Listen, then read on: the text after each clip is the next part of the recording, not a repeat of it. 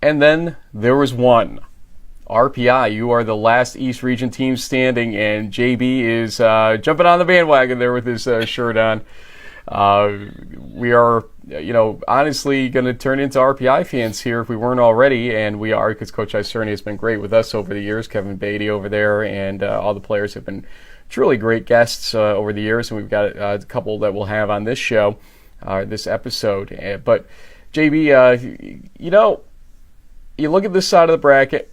It's Mount Union on top, Muhlenberg playing them. It's RPI going to Johns Hopkins. You look at the other side of the bracket, it's St. John's versus Mary Hardin Baylor. We're going to actually look at all these games, folks, too, so don't worry, that's coming up here.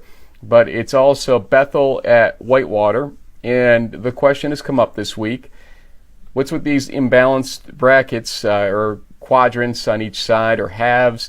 What do we do about this? We must do something about this. This is a travesty to football. JB, what are we going to do? Go ahead.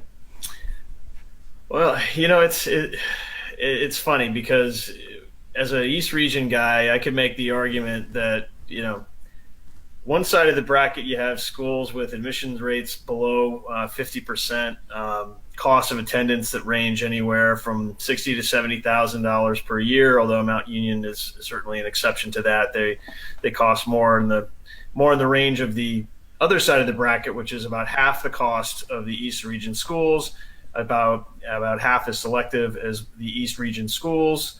So from a football perspective, we have clearly certain teams that put a lot into the importance of football at their university. Now, I could see the counter argument being made, well, yeah, you can't say that because Johns Hopkins is this elite academic institution, and look at them, they're in the Elite Eight. Well, they're sort of in uncharted territory, and you're going to see firsthand, Frank, on Saturday when you go down to Baltimore. I mean, it's not like that. Hopkins football stadium is the Crusaders stadium. It's not the same as St. John's stadium. They don't have anywhere near the same amount of interest in football and football facilities as some of these other schools. So, on one hand, it's kind of the fair thing to do because the East is playing at a bit of a disadvantage compared to these Midwestern schools. But at the end of the day, what makes tournaments exciting are upsets. And we've seen those. RPI pulled off a huge one against Brockport. I know you and I sort of offline had a conversation. So one hand, you got to be happy for RPI. They did a great job. Their coaches put in a great game plan. They forced a ton of turnovers, and they deserve to win the game. And, the one thing that sort of has us all scratching our heads is, well, what happened when they played Union 3 weeks ago? But funny thing was, Frank, 15 years ago, they lost their final Liberty League game, and then they went to the quarterfinals. So it's not like this is uncharted territory for RPI. But on one hand, is it disappointing that Brockport lost? Yeah, kind of, because they were so highly ranked the whole year. We really had high expectations and hopes for them that they could really make that run to the Stag Bowl, and it would be really great to see an East team make it. Apparently, though, this wasn't going to be the year. Not all bets are off, but this Mount Union team is clicking on all cylinders. The other side of things, we saw St. John's play Whitworth in our bracket blitz show. They're obviously a great football team. Ergman, the quarterback, is probably now the favorite to win the Ghilardi Trophy, although I think it's kind of ironic that the school that hosts the Ghilardi Trophy would give it to one of their players, but anyway, that's a whole nother thing. At the end of the day, they didn't look to me, as impressive or awesome as like a Whitewater or UMHB. And as we get into the previews, I really think, the Crusaders don't have much to worry about against the St. John's team. Maybe I'm wrong, but I don't necessarily think the Johnnies are that far and above, all the rest of the teams in the field. Should they have been one of the one seeds? Maybe in retrospect because of Brockport, kind of playing a bad game at the wrong time. But at the end of the day, Brockport's overall body of work over the last couple seasons, they deserve the number one seed. They just happen to get beat. By the way, to St. John's fans, he's James Baker, in case you can't read it on the bottom of the screen for some reason. And when you put up, the dartboard, just center on his face. You can just, fold the sheet of paper for James Baker.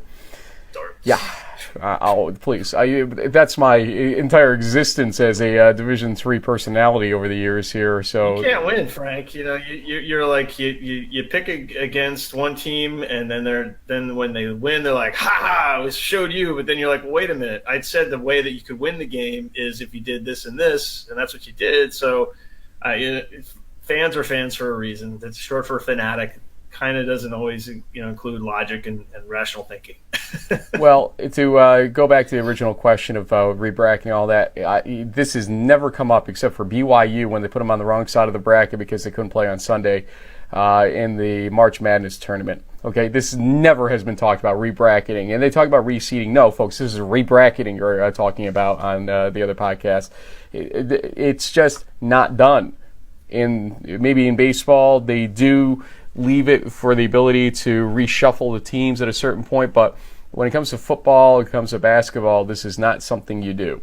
And when you go to the regionality of this whole setup, even though it's not truly regional, it's geographic for a reason. Dollars, hello, money. There is nothing you're going to be able to do about it. In the top right part, you got the number 1 seed that was going to roll over everybody and anybody anyway. On the bottom right, you had the number 4 seed, or the number 1 seed, I should say, right, in Brockport. 1 seed, yeah. And so the variance between Brockport and Frostburg, and then the teams in between, logically is the closest quadrant. Technically, it's supposed to be.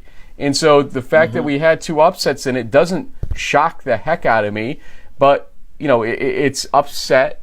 It's upset on either side of it, but it's not shocking upset necessarily because they were the closest of the batch when you look at it just from that perspective.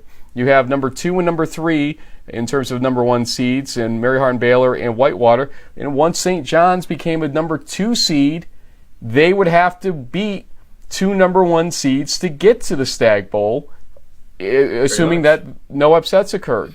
So I don't get what the question or the philosophy here is, that things are wrong to that degree. It's playing out like any bracket like this plays out. They don't talk about reshuffling in basketball in March. Why are we talking about it in December about football? This is the way it falls out. Live with it. I think the bottom line too, Frank, is it's all about the dollars, and because of the size of the rosters for football, when you factor in coaching staffs and trainers, I mean, it's too expensive to move 60 to 80 people on a short notice. It's just it'll never happen. Just don't even think about it. It's so unrealistic from a financial perspective, especially given what we've seen and what we've heard from committee chairs over the years. In an ideal world, would it be great if you could maybe mix things up a little bit because of some perceived thing of, but if Frostburg won, let's say this weekend, they and Brockport won, sort of the same thing. It's kind of like Frostburg would have needed to beat 2 number 1 seeds to make it to the Stag Bowl. Just because they may or may not have had as good a season as St. John's, depending on how you look at it, doesn't change really the setup of the brackets, and it just is what it is. Yeah, I agree with you there.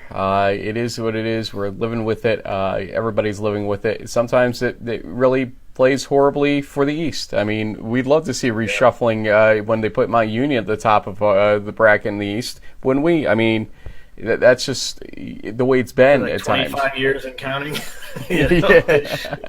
25 years in a row now where they've basically been sitting up there and they've taken advantage of some of the pairings, I guess. But at the end of the day, you can't really, ding Muhlenberg, for instance, for beating John Carroll and then winning, their second round game. So, I mean, hey, hats off to the Centennial. They're 7-0 in the postseason. They're having a banner year for their conference.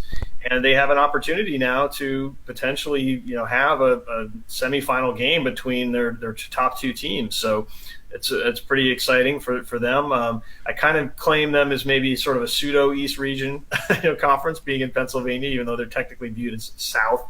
They're one of the few Pennsylvania groupings that are in that South region, as it's kind of grown over the years. But hey, at the end of the day, the things shake out the way they shake out. You got to win every game to make it to the finals, and there's going to be some good quarterfinal matchups coming up on Saturday. let's see how we got here in the lower right quadrant first, which is in terms of the games that played out Saturday. First, let's go over the Johns Hopkins Frostburg State game. Number 14 beats number 6, 58-27. But the number to look at there is 29 points in the third quarter. It was a messy third quarter for Frostburg State, and Johns Hopkins capitalized.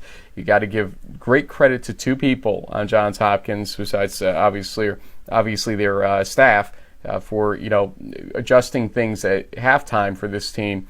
David Tamaro with 247 passing yards and overall over 300 yards because he had about 60 yards rushing total in that game. And Tyler Messenger with 231 rushing yards. I think it was 16 carries, 4 touchdowns in that. That's just ridiculous. 231 yards. It's an average of over 14 yards a carry, I think it was. So, yeah. I mean, once they established the run in that game, it was pretty much lights out for Frostburg State. Connor Cox did throw for 355 yards. Jamal Morant had 92 rushing yards in the game. But there's just something about when they came out in the second half and said, we're going to establish, we're going to establish the run. We are going to win this game that way, and we're going to capitalize on turnovers by Frostburg State. It was like going downhill from there, traveling downhill, just easy peasy, 29-0 in that third quarter, 58-27 overall. Take folks through what you saw in that game, especially during our bracket blitz. Yeah, basically, as you said, it was a tale of two halves. The first half was competitive with teams, trading scores and field positions. It was, I think, a 1-point game at the half. And then in the second half, the Blue Jays just came out and blew the doors off.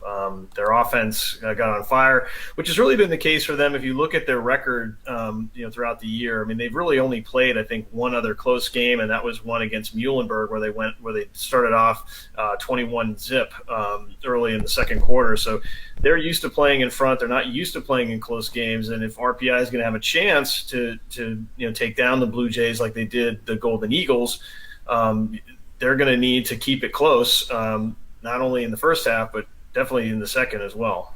Well, the one thing we'll talk about is the Susquehanna game earlier in the season, which was Johns Hopkins' loss, and maybe That's right. will that play into the situation a little bit? We'll see. But Johns Hopkins, again, 58-27 over Frostburg State. In the other game, RPI, boy, they trailed at halftime, 13-7. So they take a 7-0 lead in the game. Then Brockport seems to be coming back together again. With the weather being the way it was, they were struggling on the pass. Tyree Brown was in there rushing, which was surprising to us to a certain degree, the amount of rushing yards versus receiving yards he was seeing in that game. He ended up with 147 yards rushing. Joe Germinario, though, with only 94 yards passing. And then in the third quarter, Brown gets hurt again. And Germinario can't complete a pass to save his life. And it wasn't really just, Joe. It was really drop here, drop there, drop here, drop there. It was getting to become a comedy of errors, except if you're a Brockport fan, it wasn't funny because they were in the position multiple times in the second half to score again. They scored 0 points in the second half. It was 21-13 RPI in the final. And you can blame the refs, you can blame this, you can blame that, but unfortunately for Brockport, execution really killed them in that second half when Brown went down and they lost what they felt was their rushing game. Turnovers 5-1 in that game. And for the season, I kept saying in the Bracket Blitz show, 0 turnover ratio. You're going to see some numbers later on in this show for other teams in their turnover ratios, top-level teams, and what they were as of this past Saturday. It's going to blow your doors off. Oh, my goodness. Yeah. Double-digit positive when you think about it. Yeah. But Brockport, what's your thoughts on it? And I'm not saying they are trying to blame those things. We saw a couple fans, saying, those refs are horrible. You should have been out there, Rossi. Well, no. The refs didn't block the punt. They didn't, force the fumbles. They definitely, you got to give RPI's defense credit because they did come up with a couple of key interceptions, and that's really how they've existed this whole season. They're very opportunistic defense, and as we've heard from many times from Coach Isernia, he's one of the guys who really, really preaches, and you see it in practice with the special teams unit. They make plays that change the direction of the game. I mean, that first touchdown by RPI was really, because of that blocked punt, it really got the ball rolling in their direction. And, it's what they've been able to do in these close games all year long, is just basically create turnovers and then ride their defense, which is very effective at stopping the run. It's one of the top, I think in the top 20 rushing defenses in the nation. They're certainly, they basically kind of challenged Brockport to try and run on them, and they couldn't, and so they had to go to the pass. We saw lots of dropped passes. Joe made a couple of mistakes, and I'm sure that he'd like to have back, but at the end of the day, RPI made them one-dimensional and capitalized on it. True, very and well said. Again, we're not saying Brockport players or coaches are blaming anything but themselves. I talked to Steve Potter, our friend, the offensive coordinator over there, and on Sunday, and after he had a night to think about it, he arrived at the same thoughts, which was RPI beat them, and they beat themselves to a certain degree, but RPI beat them, and that's football. It is what it is. Well, if you're not willing to accept that stuff, the game of football isn't for you. And what you do with it is improve from there. Okay, if you're Brockport, here's what you do, basically. You look at what went wrong all season long, because there were commonalities in the games that were close games. The 3 during the season we talked about, and Saturdays against RPI. And you say, how do I rectify that? The ball, dropping the ball at the wrong times, failing in the red zone. Obviously that comes down to maybe you get more sure-handed rushing and get your current rushers to, exhibit better ball control. Offensive line, got to maybe get a little bit more size in the weight room. Stuff like that, okay? The normal stuff you look at. And then you got to replace a lot of players on defense. There's no doubt about that. You got a lot of graduations going on here, and see what you can get in terms of personnel there. To me, the offense lagged a little bit behind the defense all season for Brockport. It's just, look at the numbers. It should tell you that, with a minus 2.3 yards rushing per game going into the RPI game. We haven't seen the updated number, actually, but I'm sure it's over 0, but not horrendously over 0. It's probably like 7 or 8 or something like that, which is still ridiculous. But the point being this, whether or not the offense lagged the defense, they're going to have losses on both sides. You're going to need to make some changes or improvements on both sides in terms of what the season held, and they're going to have to lose their complacency to the degree that it existed this year. Because I think you and I both saw at times, just from the gameplay, there just seemed to be a slight complacency going on of, here we are again, we're going to win this game, okay, we're going to win this game, okay. There just didn't seem to be the excitement level from the first time. Now, there should be a chip on their shoulder. There should be, by all means. Directed at themselves, at their critics, whatever they want to do. But a chip on their shoulder to come back and try to go for a third straight season, 10-0, in their overall record, and then in their playoff record, we would see what happens. Right now, they're going to get to watch the games like we do at this point, and it's going to be a tough pill to swallow for Brockport. For RPI, from here on out, we're going to focus on you when we're talking about the East region and the games coming up, except for the other 3 quadrants, because you earned it. You earned it 110%. And we can joke all we want about the whole, put Rossi's face on the bullseye over there at RPI whenever he picked against us in the quick hits and everything. I did warn everybody that you don't play football games on paper for a reason. So just because all pundits pick one way doesn't mean we completely thought you would have no chance in hell in that game, because I think we basically said, I said it 4 weeks ago, in the second round is where things start getting tougher for a team like Brockport, and you were the second round team and you beat them.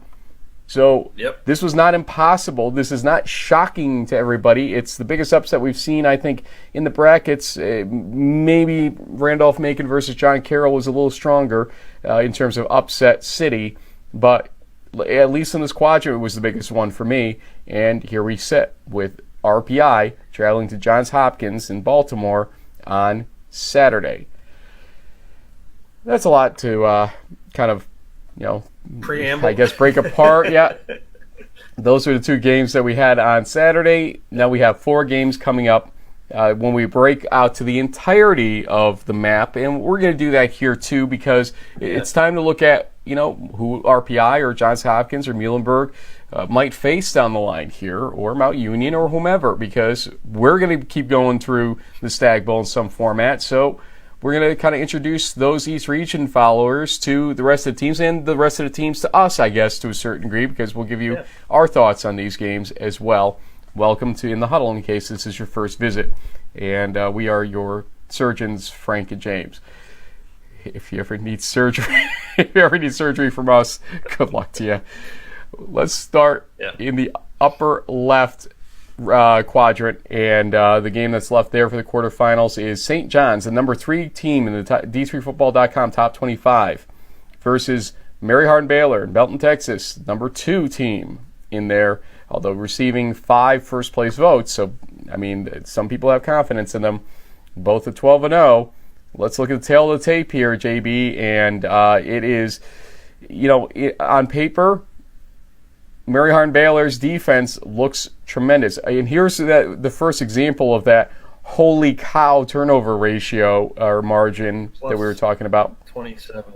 Yeah. Plus 27, Mary Hardin-Baylor. St. John's plus 21. They are no pushover in that column. According to this, there should be about 16 points scored or 17 points scored in this game. But look at the point differential, though. I mean, it's over 60 for the Crusaders and almost 50 for the Johnnies. I mean, it's just crazy how imbalanced things are here. But at the end of the day, the things to focus in on is kind of what you alluded to.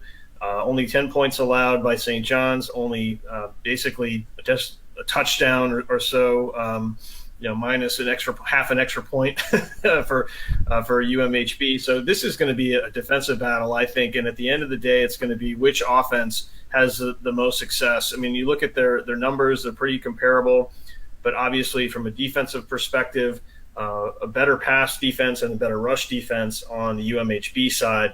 So Jace Hammock, junior quarterback, not as prolific as Jackson Erdman, who I believe is also a junior quarterback, more than basically 3 times the amount of touchdown passes. He hasn't had to really pass the ball. That is Hammock. I mean, because they have guys like Miller and others who can just run at will against other teams. So I think you're going to see the Crusaders come out, try to establish the run, and see if the Johnnies can stop them. And if they can, then Hammock's going to have to really air the ball out a little bit. And with guys like Josie and others, they have the weapons to do it on the outside. They just really haven't had to because they've been so far ahead of their opponents all season. So let's predict it a little bit. I guess that's what we do here, and this will also save me some quick hits time, I guess, later on today. St. John's, Mary Hardin-Baylor. St. John's was always pretty much my number 3 team throughout the season, believe it or not. So they rose to the slot I had them in, ultimately. Mary Hardin-Baylor was my 1 or 2 throughout the season, number 1 for a couple weeks until things got a little weird with the quarterback situation. Jace Hammock struggling a little bit with his shoulder. He had a sore shoulder that basically forced him to sit out in the second quarter on, I believe it was, in the game against Barry. His numbers there are a little deceiving. He wasn't playing nearly the whole game, probably not even half the game in most cases, with the 14 touchdowns passing, 3 rushing touchdowns, 3 interceptions. So you can't really balance it against Erdman's 45 touchdown passes. Are you kidding me? I mean, 45 touchdown passes, that's 46 amazing. Total touchdowns.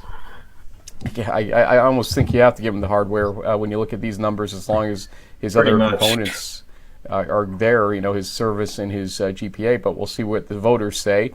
We'll talk more about Ghilardi a little bit later. I think Mary Hardin-Baylor has an advantage in this game based on what you and I both saw on Saturday and what we see on paper here when you combine the two. I'm going to say low scoring, though. I'm going to say 24 to 20. I think this is going to be a good game, but I think it's going to be St. John's trying to rally late in this game when it's too late. 24-20, Mary Hardin-Baylor. Go ahead. I think this is going to be more like what we've seen, with the Crusaders playing teams like Hardin Simmons, which is really the only close game they've really had all year. I think the Crusaders will win this one by a similar score, maybe 28-7, 24-6. I think that defense is really going to show up, and the Johnnies are going to struggle to move the ball against them. And with all the turnover numbers, something's going to break one way here or there. I think it'll be more likely for an interception to be thrown by Ergman than you'd see one necessarily by Hammock, just because I think they're going to really push the run and mark Keith Miller big time. They're gonna ride him off into the Texas sunset. So I like the Crusaders to win by at least 3 touchdowns, and their defense to have a dominant performance against the Johnnies. Okay, again, folks, that's that way. That's James Baker over there, just so you know, for those that are big St. John's fans. Now, interestingly, we have a case of 2 places in these quarterfinals where the same conference is represented twice. You've got 2 Centennial Conference teams in terms of Muhlenberg and Johns Hopkins, and you have 2 MIAC teams in terms of Bethel and St. John's. Bethel's on the next slide here in terms of our tail of the tape. They're the number 11 team in the nation, sort of made the jump out to that St. Thomas win at the end of the season, or win against them. And UW-Whitewater, the number 5 team in the country. Now, we're going to say up front, some folks will consider them 12-0, some will consider them 11-0. Their stats are compiled on their website as 12-0 stats, but the NCAA has differentiated, so has D3Football.com. The Middle Georgia State game, I think it was, they've been a club team of some sort, is my understanding, and therefore the NCAA does not recognize it in statistics, nor does D3Football.com. There's a little disclaimer as to why numbers may differ in these things a little bit compared to what you're seeing on your side if you're a Wisconsin Whitewater fan using their website. No disrespect, but we're going to use official stats here for that reason. Cole Wilbur, 22 passing touchdowns, 1 rushing touchdown, 7 interceptions. That's not what you would look at right away for a Wisconsin Whitewater team, though. You're going to look at the rushing yards because their mantra is pound the rock. Pound the rock. Yep. And they are slightly imbalanced to the rush side, although not as much as I would think, looking at typical Wisconsin Whitewater teams. 249.3 versus 220.4. Their rushing defense, though, in terms of pounding the people trying to pound the rock, is 79.0. It's one of the best in the business. But then you look back over to Bethel, and their rush defense is 63.6. Something's got to give in this game, that's for sure. And they, too, have an imbalance toward the rush side of 241.3. You look at Jern Rosty's numbers, 11 passing touchdowns, 18 rushing touchdowns. So it tells you more or less the type of offense they're playing there. And a 4 interception number. Turnover margin similar. Point differential, give it to Whitewater. On paper, looks like Whitewater's type of game to win here.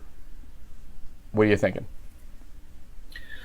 Well, based on what I saw on film, these teams are similar in that they both have a lot of big athletic players. The Whitewater, their offensive line is just huge, and that's good for their ability to run the ball. But Bethel has some really also big athletic linebackers and players on that defense, which are going to really need to step up against the size of the Warhawks. But at the end of the day, rushing the ball kills the clock. It wears defenses down. It keeps guys like Rosty on the sideline. He's not going to have as many opportunities. So I think the Warhawks this will be a more competitive, closer game, I think. But I do see Whitewater kind of pounding away and coming out with let's say like a 28-20 type of win. Yeah, I was going to say more like 27-14 actually in favor of Whitewater, so we're not that far off in that. The difference here, I think, comes to an experience issue, too, for Rosty. Not necessarily playoff experience, but just overall college football experience so far. Cole Wilbur, his he definitely matured in his role over time here, and that's what's helped lead them back into the position of being the whitewater team that you would expect to see in this position right now in the playoffs. So I'm going to say 27-14 in terms of Whitewater beating Bethel in this game. That is the lower left quadrant. Let's go to the upper right quadrant, where number 23 Muhlenberg is traveling to Alliance, Ohio, to number 1 Mount Union. Everything's so big about Mount Union, including their logo, because it's more rectangular than anybody else's out there. As you can see on the screen, it's large, and that's fine. We accommodate. But the things that really matter, congratulations to the Raiders. I mean, we didn't realize they won their 100th playoff game a couple of weeks ago. 101-16 is their playoff record. 12-0 versus an 11-1 Muhlenberg team. They lost to Hopkins as their blemish, who's on the lower half. It's good to know that, look, the Centennial Conference and the MIAC are basically two conferences that could put two teams through to the quarterfinals. So you wouldn't necessarily have thought that about the Centennial Conference. Yeah. Congratulations to them. It's earned, by all means, earned. But you look at these numbers, and look, total offense, total defense, similar. I mean, 39 differential in total offense, 20 differential in total defense. This would not account for a 40-point differential on the scoreboard necessarily. Turnover margin, give it to the Raiders by a little bit there. 17 is their plus, and Muhlenberg's plus 11. But you look at the points scored in, the for and against. There's where things differ. It's almost doubled up in terms of differential, he said. 43.3 to 21.4. JB, this is one of those pages where I feel like the numbers lie a little bit. I hate to say it, but it just feels like this is Mount Union. If you did one of these and you took the banners and the playoff records and all that off the table, maybe the quarterback names, so you didn't know who they were necessarily. Yeah, the things that offense, defense, and quarterbacks look relatively similar. Hednowski's been a little more turnover. Hednowski, sorry, no problem. Easy for you to say. So he's averaging basically an interception a game or a little less than, and that's where that's the one thing you can't do against the Raiders. If you turn the ball over, they make you pay for it. So they're going to have to be real careful with that and try to hang on to the ball as best they can. And then the obvious thing that jumps out at the bottom is this point differential, almost 2 times. So you're looking at a pretty explosive offense on the right side versus one that's pretty good on the left, but doesn't necessarily blow teams out. I mean, 36-15 is still basically like a 3-touchdown win, but there's just it is a little misleading. I do think that obviously the Raiders as the defending champs will be heavily favored, but just looking at the numbers is they're similar, but at the same time we know that last weekend Mount Union was up with like 56-0 at halftime, and a lot of the points and the yards that Center piled up in the second half were really against the reserves, and that's not going to be the case on Saturday. 47-20 is my prediction in favor of Mount Union. And, just to be clear about the game on Saturday, the Center game, don't look at that final score. Whatever you do, don't look at that final score. That is not indicative of that game. It was ridiculous to a lot less in the first half. They obviously called off the Hounds in that game, and so the 16-point differential in the end that you saw was not representative of that game. Muhlenberg, you're a good team. Nick Sirico deserves a lot of kudos for the job he has done defensively for your team, but this is the end of the road. 47-20, Mount Union. Go ahead. Yeah, I mean, I think the big challenge here is that I've seen a lot of times when teams play Mount Union for the first time, and it usually never goes well for them. They make a mistake or two, and then all of a sudden find out that they're down 21-0 in the first quarter, and they've never seen the speed or had the bad luck that they've had like that in a season, and then things sort of just fall apart. So I actually think the score might be more lopsided because the Mules have never played Mount Union. I think the Purple Raiders will win this one, let's say 56-14. At least one game, RPI at Johns Hopkins. As you stated, I had the opportunity to go down and speak with players from RPI. We have them confirmed. We are actually pre-recording this before that, so here we go. We're going to attempt to predict what we have here in terms of players that we had. This is always a dangerous move, so hopefully we don't have to re-record. But it is George Marinopoulos, quarterback, sophomore quarterback. John Sadak, who is a senior linebacker, I believe. Correct me if I'm wrong on this year. Junior or senior linebacker, yeah, he's had a great season for them. He's made a lot of pick sixes, man. We'll check that in a few minutes to make sure we got his right year. And Ralph Isernia, coach, obviously, of RPI. Let's run those right now and come back and talk about this game before we jump into the tail of the tape there. Deja vu. I am here with George Marinopoulos here at RPI, and about a year ago, sir, I met you outside. A little warmer in here today, we figured. Plus, we get to see what school we're talking about here, Rensselaer. Congratulations, quarterfinals. Thank you. Last year, you and I talked about the Wesley game, and you were kind of green to the whole playoff process at that time, but you impressed a lot of people with that performance. This year, you beat Husson, and then we keep keying in on the defense, what they did last week, but the offense obviously had to maintain the ball, score the points, etc., against a really good Brockport team, obviously the 1 seed. Take me through the highs and lows right now of last year losing at Wesley when having a chance to get in that game, and what you learned in that game to come back to do what you guys have done now. Yep. The Wesley game last year was pretty much getting our feet wet in the playoffs, all of our first experience in the tournament. So it was definitely cool to get that experience, but throughout the whole off season and this season, it's been, hey, we want to get back and we want to make some noise. So checking that first goal off and getting back was the first big thing, and just coming out and executing these past 2 weeks has been big for us. So a lot of people, I walk through the hallways here and I'm looking over my shoulder constantly, make sure nobody's throwing darts at me or whatever, but on the predictions that we keep making. But a lot of people do underestimate RPI, no doubt about it this season. But a lot of people specifically underestimate you. We got Kean on was about 16 touchdowns, nine interceptions. Your stats, to some people, he's a pedestrian quarterback if that's his numbers. But what do you say to folks like that come at you and might make that suggestion to you? We know better. We report on the numbers, but at the same time, people are out there saying stuff like that. What do you say? Everyone's entitled to their own opinion. I know my abilities, my teammates know my abilities, and most importantly, the coaches know my abilities. So as long as we're all on the same page, that's all that matters to me. Johns Hopkins coming up, a team that defensively allows more yards than even Brockport does, probably by about 80 or 90 yards when we balanced last week's pregame to this week's pregame. But obviously you saw what they did in the Frostburg game, especially in that second half, putting up 29 in the third quarter with a mix of offense and defense.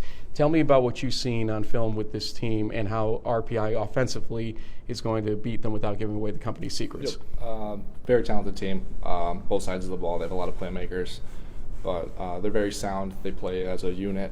They play very well together. So we've been talking all week how we have to make plays. We have to execute our game plan. We have to play within ourselves, and that's going to be the biggest thing come Saturday. Some people would also say, though, it's all defense here at RPI. The offense, is the secondary part to this year. It's going to, against a team like Johns Hopkins, obviously it's going to take the offense to kick in here too. Is it a fair assessment to, pay attention to the defense of RPI to the degree people are? Tell me about those guys on that side of the ball and what you think of them. I can't talk enough about those guys, how awesome they've been the whole year, how consistent they are on that side of the ball. Having to play against them in 3 weeks of camp, personally, I know very well how good they are.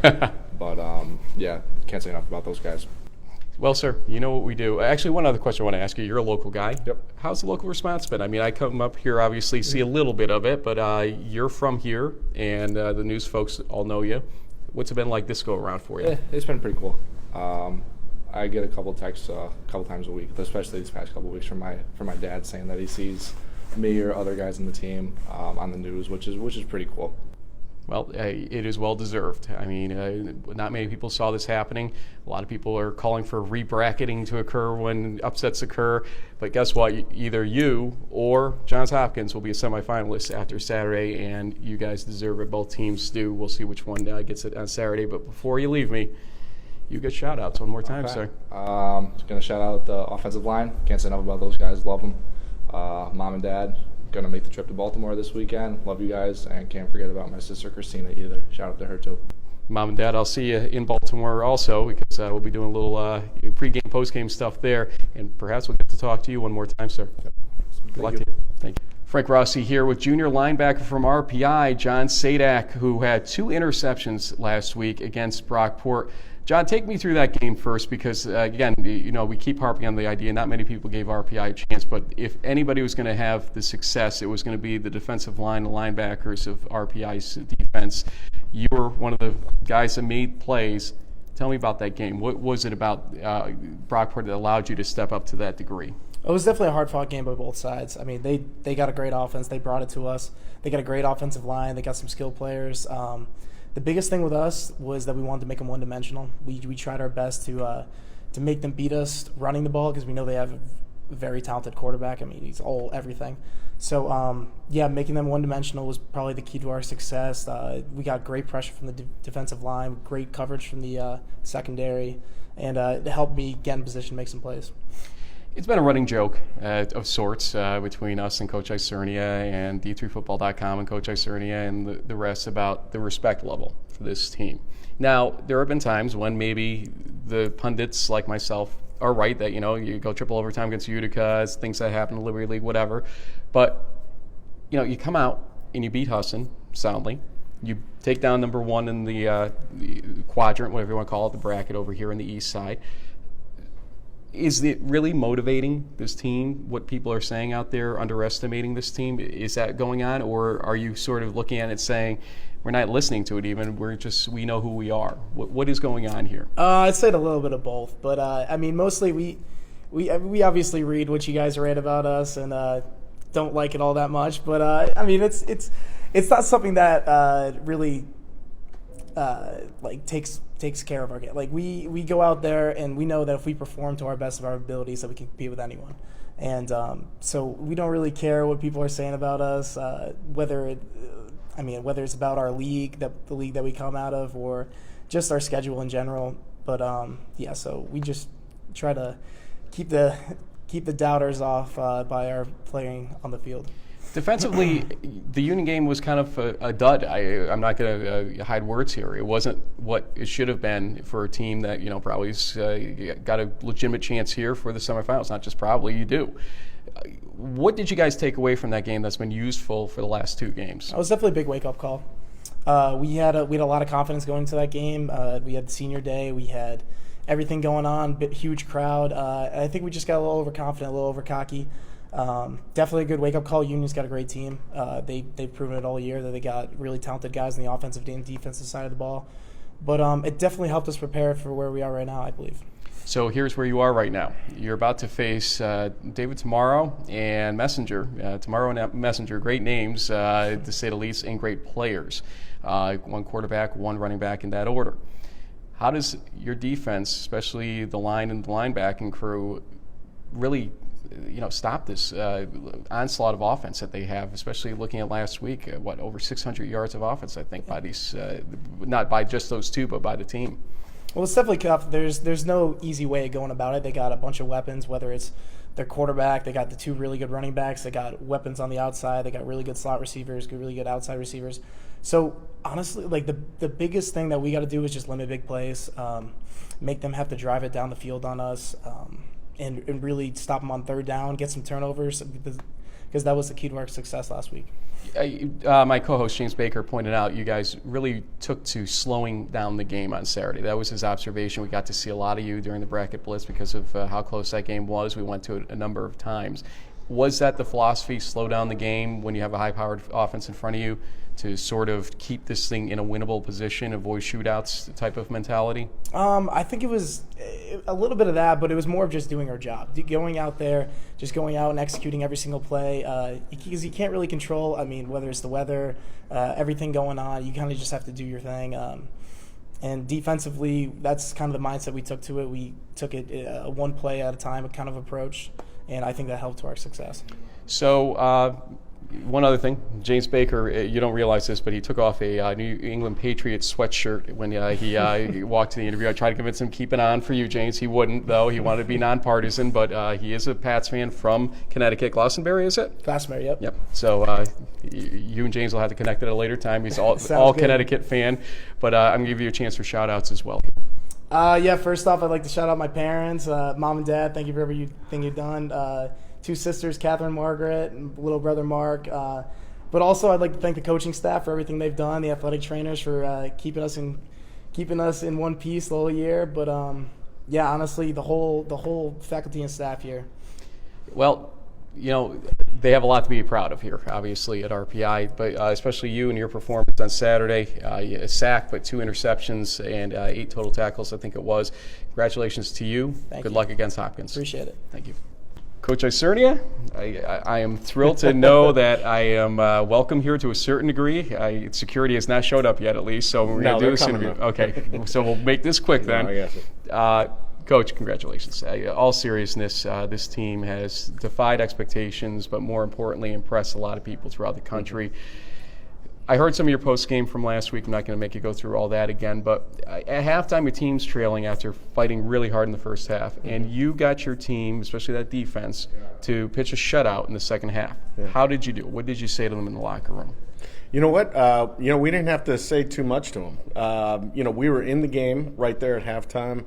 We thought we were playing some pretty good football on both sides of the ball. We had a blocked punt on special teams that set up a short drive for the offense. Our guys were just juiced and ready to go. Matter of fact, they were juiced all the way from the beginning of the week, right after the Husson game. So, it was one of those things where our guys, the number of games that you had in the Liberty League and the Empire 8, how many crossover games there were this year, you were looking at, a collision course between the number 1 team in the Liberty League, number 1 team in Empire 8. So our guys were juiced all week long. They knew that they had a chance, especially in the second half. We were going to get the kickoff, and, we held them there that last drive of the first half. We get the kickoff, put it in the end zone, put the pressure on them, make them play from behind, which, I don't think they've really done all season long. So and our guys just kept fighting, just kept playing one more play. 2003 was the last time RPI was in the semifinals. It took a combination of great play, a little bit of luck, and some weather as well. A lot of people look at.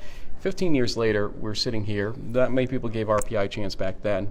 Not many people gave RPI a chance now. And in some of the same elements maybe playing factors into some of this. I'm not going to credit weather for much at the end of the day. You've heard me talk about that before. But are there parallels? Are you hearing about the parallels? Because obviously you weren't here 15 years ago, but you know a little bit about what was going on. And have folks like Joe King and company maybe popped up to say, hey, we've been there. We know you can do it too now. Yeah. The number of emails and text messages and phone calls and all that stuff, that's been great. It's been great for us, great to share with our guys. And that's one of the things that we've done is really shared that legacy of who came before you. Hey, George, who's the all-time leading passer at RPI and who's in the Hall of Fame that's a quarterback. Try to pass on those things where guys have to understand that, hey, you're not the first person ever to do this. So it's been nice to share those things with our team, so our team knows that they have more people that are out there that are rooting for them. So certainly it's been done in the past. Our team is in a position to do it again, this year. I think it's a credit to our coaching staff. It's a credit to our players as well, in the hard work and everything that they do on a day in and day out basis. A new OC and a new DC this year. A lot of people don't know that, and how. A lot of people would wonder, how is it possible to still achieve at this level with that level of change in the coaching personnel? How's that work? Call them out by name. Go ahead. Yeah, we had Jeff Dittman, who was our defensive line coach and special teams coordinator. He took over as our defensive coordinator. We had Nick Marcello, who came in, was our passing game coordinator last year, and he took over as offensive coordinator. And then we also had Keith Larson, who took over as our special teams coordinator. So all three coordinator positions turned over, but they were all three guys that were on our staff. And sometimes change is necessary, in an organization. And in this situation, we had a couple of coaches that left. And what I felt, not only to keep the continuity, but also to hire the best coaches. These were three of the best coaches that we could hire, and you see the results on the field. And more than that, they're great role models. They're great examples, for our young men. They have pledged their professional lives to our guys, and you see that. You see their spirit is infectious on the football field, on the practice field. Their interactions with the guys. I mean, they love what they're doing, and the kids can see that, and they feed off of it. Well, you got a tough one this weekend, no doubt. But Johns Hopkins, interestingly enough, allows more yards defensively, but puts up more yards than Brockport offensively. So it almost looks like a balance in the team that you're looking at, just slightly, widened in those two things. How do you approach this game? The same way you did with Brockport, with possibly some elements playing a role, maybe a little rain, especially later on in that game coming up, which actually reverses the way it was, I think, in Brockport. But how do you approach this game from an offensive and a defensive standpoint? Well, geez, I mean, you turn on the film and, they've got a dynamic quarterback. He's a dual threat guy. He's thrown for about 1 billion yards this year. I think they have over 80 touchdowns on offense. They can kill you with the pass. They can kill you with the run. They have 3 running backs in the backfield. All of them can go the distance, and they can throw it out to their receivers out there who are dynamic playmakers in their own right. And then you turn on, you watch their defense. Their defense is electric. They have 11 guys that are running to the football. They feast off of turnovers. You can see that their offense is waiting for a turnover and then go big time on offense and get the ball downfield. And it's going to come down to turnovers. It's going to come down to points per possession is one of the analytics we look at, is how many points are you getting off each possession. I'm not sure it's going to be a field goal game where you can trade field goals. They're going to have to be touchdowns that are going to have to be scored. But certainly the turnovers, for us, that's something when we're going good, we're able to run the football, we're able to hit some play action passes, we're able to feast off of turnovers, getting those from our defense and turning those into points, and our defense just being stingy and being great like they've been all season long. So you have those two things, and then you mix it in with our special teams that's been really dynamic this year as well. George's numbers for a sophomore are good. They're not, let's say, over the top, though. I mean, you look at Jackson Erdman over at St. John's with 45 passing touchdowns and I think only a few interceptions. George's number is not, nearly that high, and we're not trying to compare two different quarterbacks in two different regions, but the point being this that I'm driving at.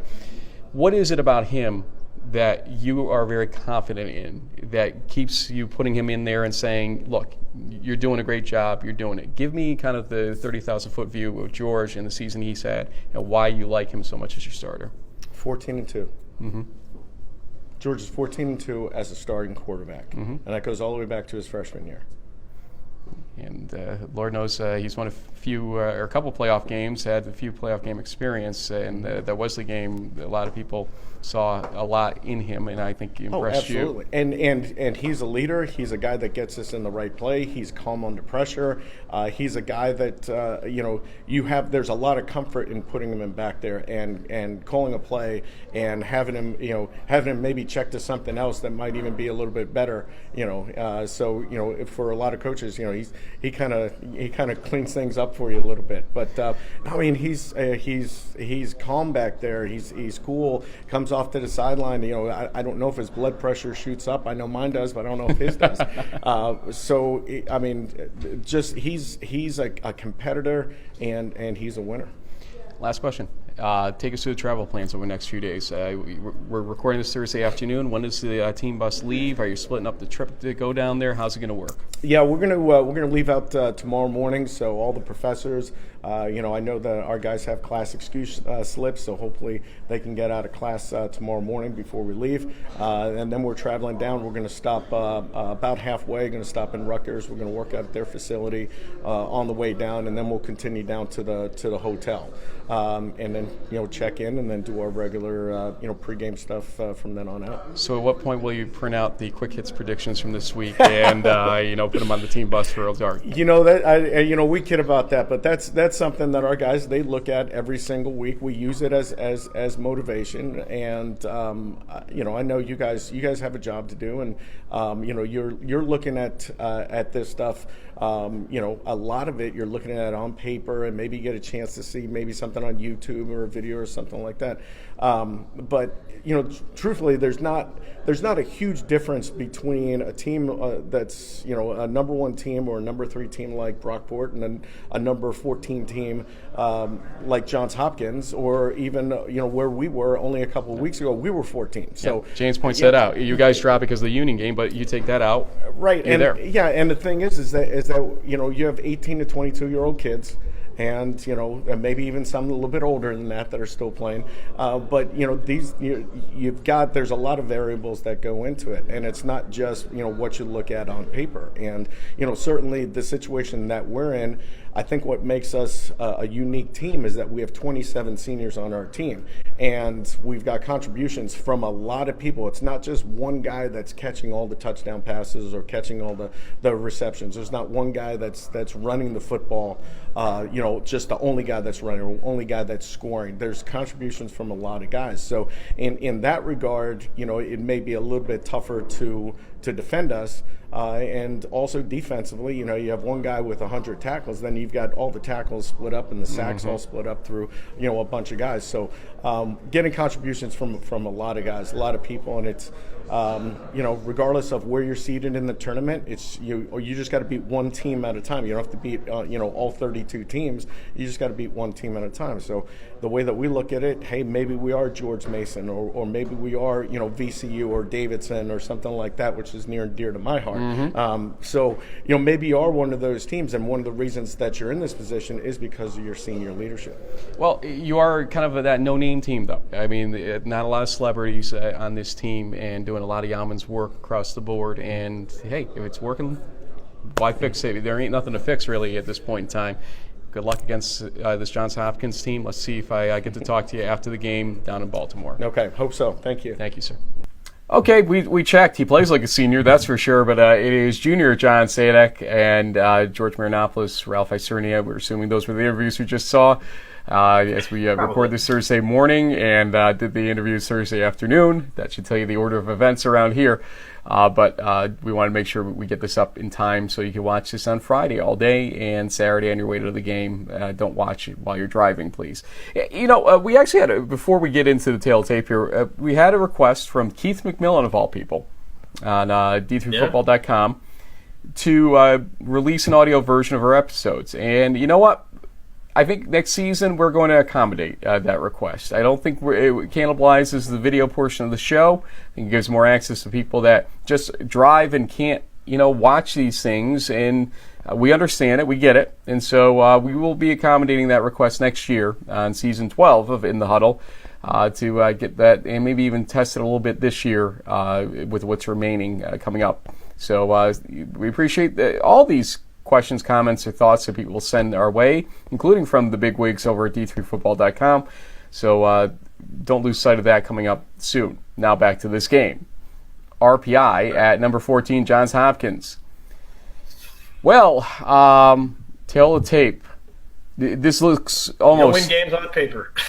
well, but you also, they are eerily similar. I said this in the Around the Nation podcast preview that I do about this game. You look at these numbers, and it's like Brockport Part 2 for RPI. You've got an offense that's, 500-plus yards here. You have a defense that's pretty good. Brockport's was even better on paper. We'll get to that in a second. Yeah, it was. Way better. And so David Tomorrow 24 passing touchdowns, 6 rushing touchdowns, 5 interceptions. Turnover margin +5. Brockport was +4 heading into their game the previous week. The point differential is only 1 point different compared to Brockport's last week.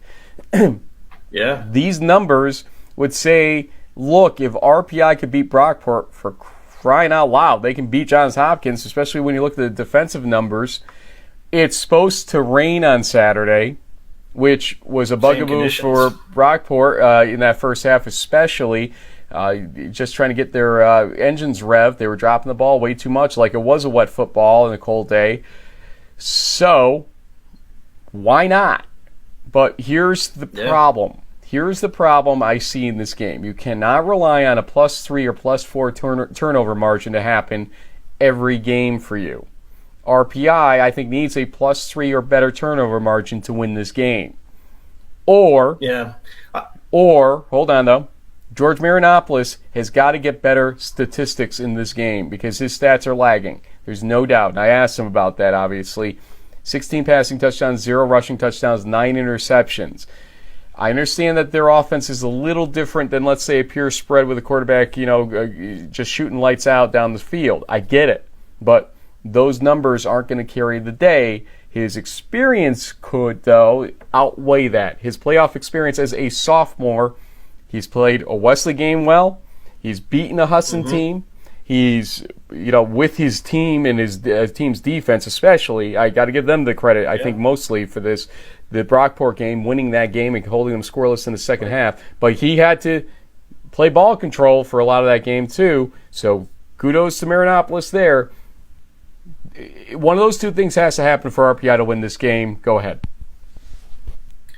Well, when you look at the tail of the tape, and specifically with regards to Hopkins, the one loss that they had was to Susquehanna, and it's all the way back in week 2, which is almost, it feels like a lifetime ago in the scheme of the season. But what stands out to me in these closer games with Hopkins is that you have to kind of keep up with them neck and neck from a point total perspective. And what really helped Susquehanna in that game, number one, was that their defense forced a safety. The offense got the ball back and scored. So there was a 9-point swing on that turnover effectively. And that gave them the buffer, which ultimately they needed because Hopkins drove the ball down and was literally within seconds of winning the game, but the field goal kicker just missed. And kicking isn't a huge strength of Hopkins, and even RPI, which has traditionally been a great place kicking school. Christian has struggled a bit. The weather's not going to be great, so points are going to be at a premium. And if RPI can slow the game down like they did against Brockport, leveraging the weather, making some turnovers happen either on special teams or on defense, and Marinopoulos and Cella can just hand the ball, grind out yards, and keep Tamaro and this high-powered offense off the field, RPI definitely has a chance. I think they can pull off another upset, if you want to call it that, in this one, and it should be a close game. I mean, the only reason why RPI doesn't have a ranking next to it is because they had a bad game against Union at the end of the season. If they didn't, they were ranked right up around the same area as Johns Hopkins. This would be a game like 13 versus 14 or 15 versus 14, however you want to call it. I think these teams are a little more evenly matched than people think. But at the end of the day, if RPI does what a lot of Hopkins opponents does, which sort of falls behind early on, this is not an offense that's built to play catch up. So they really need to have a good start to this game and try to slow things down and play the kind of grind out offensive ball control, offensive ball game that they have won a lot of games this season doing. So, JB, one thing I note is that Susquehanna, when they beat Johns Hopkins in week 2, had 7 tackles for loss. And RPI against Brockport had 7 tackles for loss. To me, defensive line is how things line up here. And a good defensive line beat Johns Hopkins earlier in the season from what those stats suggest to me. So RPI's strength is the defensive line. They've helped to force turnovers both in the secondary and behind the line of scrimmage. And because of that, I think it lines up pretty well. But here's the thing. I think Hopkins realizes they've got to set up the run early in this game and try to use that to free up tomorrow's ability to throw the ball. That's the difference in the second half versus the first half in the Frostburg game.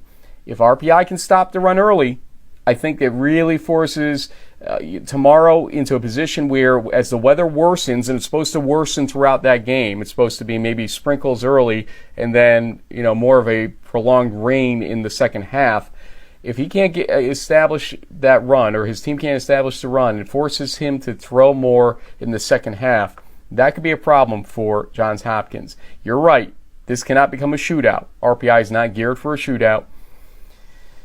Boy, on one hand, I want to say right now RPI wins this game, but I will get absolutely killed by Coach Isernia and company if I suddenly give them the credit. They can't use the bullseye, and they can't basically have the chip on the shoulder against me. But I have to pick this game based on my feelings about how this team can play. And your point about weather is interesting, because in 2003, to get to the semifinals, it was a Snow Bowl versus Ithaca for RPI at 86 Field. This could turn into a Rain Bowl of sorts. I'm going to pick RPI, and I'm going to pick them by a score of 24-21. That's crazy. I was going to say the exact same thing, and I was thinking I was going to be called the crazy guy for being the East homer and picking them. Why not? Hey, if they were able to do it against Brockport, why can't they do it again? Wow. Do I tell them when I go down to Troy today who we picked, or do I just say go ahead and watch the video, I guess, on this? Keep them guessing. They've got bigger things to worry about than our prediction. Yeah. Well, you would think that, but they do read it. I mean, it does amaze me the number of coaches and players that read the predictions every week and take it personally. Really take it personally. I don't think Coach Isernia is taking it personally. I think he's using it as a good tactic on his part, and you can't fault him for doing that. So, JB, there are the 4 games coming up this weekend, the 4 quarterfinal games. To review, we both picked Mary Hardin Baylor over St. John's, though me picking more narrowly. We both pick Whitewater over Bethel, pretty much the same general margin. We both pick Mount Union over Muhlenberg, although we think that the margin could be a little different. I have it slightly closer. You have it a little bit further apart. And we both pick RPI over Johns Hopkins, 24-21. Might be the only one, because I guarantee you D3Football.com's panel will all go with Hopkins, and for good reason, just because of, at the end of the day, the Union loss is still going to hang over their heads, and even though that they've won against Brockport, they're going to be hard pressed to, the offensive numbers when you look at them don't say explosive, and Hopkins does. The weather, like I said, though, could be the deciding factor. If tomorrow can throw the ball in the rain, maybe it's a different story. Like I said, RPI can't let them get off to a fast start. If they do, it's going to be over with quick. But the Engineers have just found ways to win close games and to grind it out. Before I beat up my computer, apparently, here, I was going to say, Jim Margraf, the coach from Johns Hopkins, did bring up the point that the post-game press conference, he expected to have to change up offensively, for the Frostburg game because the elements that were expected in that game. It sounds like he knows his team won't be comfortable throwing the ball in rain or any kind of element that's usually not kind to a passing game. So if it does rain, he knows he's going to have a little bit of an issue, and RPI can then key in on the run even more so at that point, and then, basically force tomorrow to do what he's not going to be comfortable doing for that game, throw in the rain. Yeah. We'll see. Yep. This is going to be very, very interesting. The weather is going to matter in this game. Okay, so I know I've said in the past, don't blame the weather, don't blame this, don't blame that, but in a live game in the playoffs, a single game, it's going to matter. It will matter in some format here. We'll see how it plays out if it does rain, indeed, in Baltimore. JB, coming up next week, we're going to release with D3Football.com. Pat Coleman and I are going to release the final 4 Glory Trophy folks, the finalists, officially they call them now. That the actual winner will be announced, I believe, during Stag Week still, despite the fact there's no ceremony like we normally have for it. But we'll give you the details about that when we get to that point. So stay tuned for that. All region teams are being voted on as we speak. In fact, I have to do the East. I'm a voter in the East side of that. So That is coming up. I believe the deadlines are the 3rd of December, will be released as the week progresses. So probably right as semifinals get played, you'll see those lists come up. What else do we have? I mean, we've had all conference teams pretty much done. You'll see some of the all-star games coming up. Some that are the pay-for-play things, and some that aren't for some of the guys that get invited to the more established ones out there. Forgetting anything, and what are your final thoughts? Yeah, well, I mean, just in case people haven't been following, the Stag Bowl is actually on Friday, December 14th. It'll be Friday night in the suburb of Houston, Texas. So I know you'll be part of the D3Football.com coverage. We'll see if I can sneak in and do a guest appearance or not, maybe one way or another. And looking forward to seeing how it shakes out. But yeah, this weekend should be some great games. Once again, noon kickoffs. And then, a lot of the awards. And then maybe we might have to do a little something in the offseason, Frank, with some of the new football leagues that are coming on board and that are giving some Division III players like Brandon Shedd from Hobart. Like, I got here my Andrew Franks, jersey sort of thing for RPI, the kicker for the local Orlando franchise, and some other players that are still pursuing their professional football dreams, but maybe through a slightly different avenue. Maybe we can check that out a little bit in the offseason. But from here on out, it's going to be all about the race to the Stag Bowl and to see who's going to be crowned the national champion in 2018. By the way, the LA Chargers signed the former Dolphins kicker this week, and it wasn't Andrew Franks. Guys, What are you thinking? Andrew Franks is available in some format. I'm sure he could get released from the Orlando contract if it came down to it there. Andrew Franks should be kicking in the NFL. Period, exclamation point, end of sentence. And what the heck the NFL is doing, I just don't get it. There's my last thought for our RPI friends out there that probably agree with me and you on that. JB, bring on the quarterfinals. I will be at Johns Hopkins doing pregame and postgame show, weather permitting to a certain degree, down on the field level with Keith McMillan and Greg Thomas from D3Football.com. It will be branded as such. And so we will see you from Johns Hopkins during that. We'll try to simulcast this somehow or get the links over to the In the Huddle side of this as well so you can see what's going on. And we'll show you what the weather looks like because, as I said multiple times here, and you did too, the weather matters in this game. We'll see how it plays out. Until next time, thanks for watching.